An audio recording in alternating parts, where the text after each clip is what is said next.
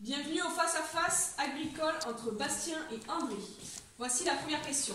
On cherche un programme dans lequel s'engagent des établissements agricoles qui font partie du projet agroécologique pour la France. Les objectifs de ce projet sont de supprimer l'utilisation du glyphosate et de diminuer de moitié l'utilisation des produits phytosanitaires. C'est un projet de transfert et d'accompagnement à l'arrêt du glyphosate des établissements avec les territoires. Le projet Target. Bonne réponse. Question 2. On cherche une pratique agricole. Le fait d'adhérer au programme Target impose à l'agriculteur à innover et à proposer de nouvelles pratiques agricoles. C'est une nouvelle pratique agricole qui... Le semi-direct. Mauvaise réponse. Qui sert à enrichir les sols, notamment en azote. Cette pratique consiste à semer entre deux cultures, par exemple entre deux cultures de maïs, et permet ainsi de ne pas laisser de sol nu. Couvert végétal.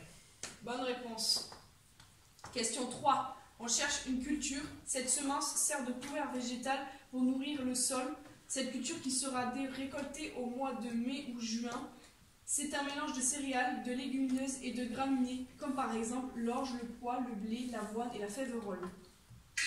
Le métail. Bonne réponse. Question 4. On cherche une utilisation de ce métail. Le semis de ce métail peut donc être utilisé en tant que couvert végétal entre deux cultures de maïs. Il est ensuite fauché, enrubanné. Pour pailler.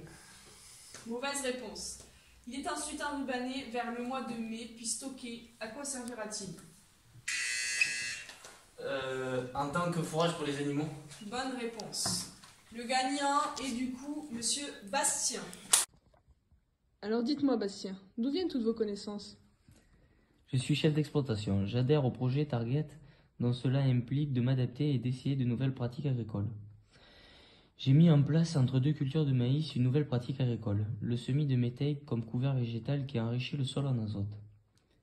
Ce métail est ensuite soit ensilé soit enrubanné et distribué comme fourrage pour les animaux.